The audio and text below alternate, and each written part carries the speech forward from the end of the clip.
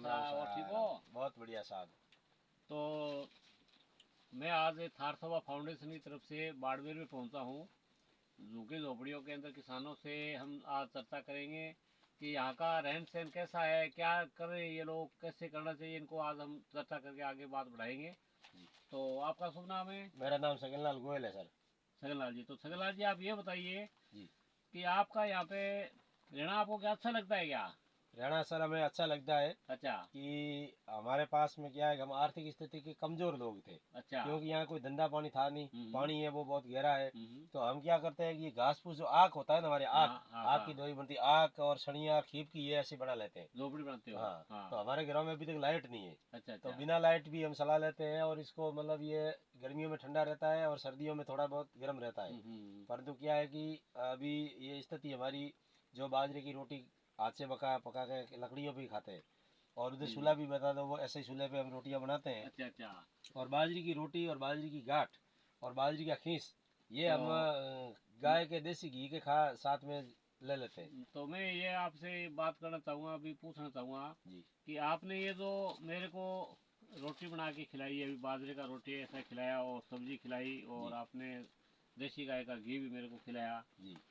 तो इसके अंदर कोई यूरिया डीएपी कोई केमिकल डालते हो क्या आप? इसके अंदर कुछ भी नहीं है सर। हमारे पास में भेड़ है, बकरियां हैं अच्छा। और देसी गाय है। देसी गाय है। देसी गाय के गोबर को हम क्या करते हैं कि प्रोसेसिंग करना आपसे सीख गए तो शुरू कर दिया है। ठीक है।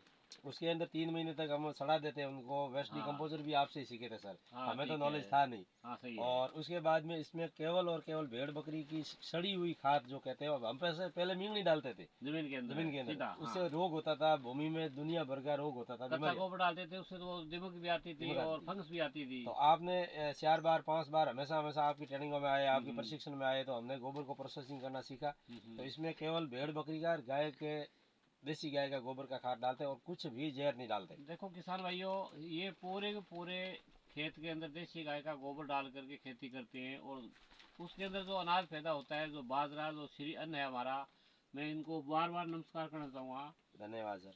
क्योंकि ये जो श्री अन्न है, बाजरा है, ये बाजरे की रोटी, इसकी जो गुणवत्ता है, वो अगर आप पंजाब के अंदर 1 करोड़ रुपए दोगे तो भी आपको ये गुणवत्ता पंजाब में नहीं मिलेगी। शुद्ध नहीं आपको मिलेगी। शुद्ध नहीं मिलेगी। पंजाब में इतने केमिकल, फर्टिलाइजर, जहर है, पूरा वातावरण क्या है कि अशुद्ध हो चुका है। इतने स्प्रे करते हैं जहरों के, इतने बागों में स्प्रे करते हैं, तो वहाँ के फ्रूट भी इतने गंदे हो रहे हैं कि खाने के लायक भी नहीं है। जी जी। उन फ्रूटों में जहर ही जहर है। तो आप इस बाड़मेर के बाजरे का ये आनंद लेने के लिए आप यहाँ आ सकते हो। ये देखो, गर्मियों में यहाँ के लोग बाजरे खाते हैं, और बाजरे को हम जैसे गेहूं खाते हैं हनुमानगढ़ जिले में, हमारे जिले में, तो वैसे हम यहाँ बाजरे को यहाँ पे हम खाते हैं, तो बड़ा आनंद आता है। और मैंने यहाँ बाजरा खाया तो कोई कब्जी भी नहीं होती है। सर, हाँ जी। आपने मेरे को हाइड्रोजल के बारे में बताया था।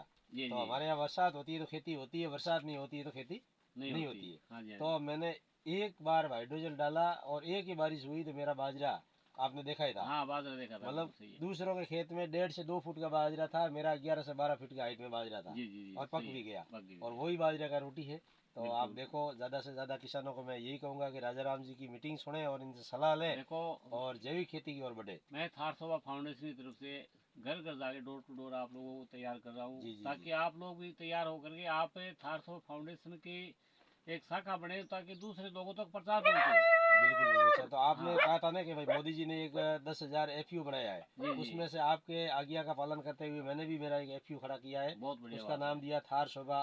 फाउंडेशन। नहीं, थार शोभा एनजीओ आपका। अच्छा। तो मैंने दिया थार मणि ऑर्गेनिक प्रोड्यूसर प्राइवेट लिमिटेड नाम से कंपनी भी बना दी है, वो भी अच्छा, किसानों के लिए काम कर रही है। आपने एफपीओ बना दिया पहले से एफयू ही? बना लिया अच्छा सर। अच्छा। वही आपके कहने से बनाया तो सर। अभी मैं आज आपके बीच में बैठा हूँ, तो ये जो बायोराज है आप लोग डाल रहे हो, जी। तो इससे उथल आपका बंद हो रहा है? बंद हो रहा है सर। बंद हो रहा है। तो क्या ये लोग, आप लोगों को मैंने जो दवा ला के दी है, वो सही है आप लोगों के बहुत लिए? बढ़िया है सर। ये आपने दवाई ला के दी, तो हमारे तो देखो कि पानी नहीं है। जिन किसानों के पानी है वहाँ आपने कहा, तो मैं जाकर के किसानों को डोर टू डोर, आप जैसे जैसे झुग्गी झोंपड़ियों में दूर दराज में, मतलब पैदल जी चल जी। के भी जाते हैं अपन, जहाँ घरों में ऊँट पे चल के जाते हैं वहाँ भी जाते हैं हाँ हाँ। अपन। बाइक नहीं जाती वहाँ, ट्रैक्टर नहीं जाता है, वहाँ जा सही रहे है। हैं। जी वहाँ जी। खेती लोग कर रहे हैं अरंडी की, मतलब ड्रिप सिस्टम से। हाँ हाँ। तो वहाँ ये सलाहते हैं तो उथड़ का जड़ काली होकर जो पौधा जा रहा है वो ठीक हो रहा है ठीक बिल्कुल। हो रहा है। परंतु इसमें मैंने ये भी कहा है हम्म। कि शुरू से लेके के भूमि उपचार, बीज उपचार, पहला पानी दूसरे पानी देता है, उसका ही कार्य करता है, बाकी वालों काम नहीं हाँ करता। फिर काम नहीं करेगा, एक हाँ। बार तो बीमारी आ गई तो कहाँ करेगी वो और तो। तीसरे पानी में दूसरे पानी देगा तो 50% काम करता ये है। कोई केमिकल तो है नहीं कि ये अचानक काम कर देगा, ये तो बायो है, ये तो जैसे सरकार का प्रोडक्ट है। जमीन में काम करता है, एशिया भारत सरकार प्रोडक्ट है ये तो। ठीक है सर, बहुत तो बहुत सभी धन्यवाद। किसान भाइयों को आज ये सलाह दी जाती है कि ज़्यादा संख्या में बाजरे की रोटी खाओ और ज़्यादा संख्या में पेड़ लगाओ। इन्हीं शब्दों के साथ सभी किसान भाइयों को राम राम। राम राम राम सर। राम धन्यवाद। राम राम। धन्यवाद सर, नमस्कार।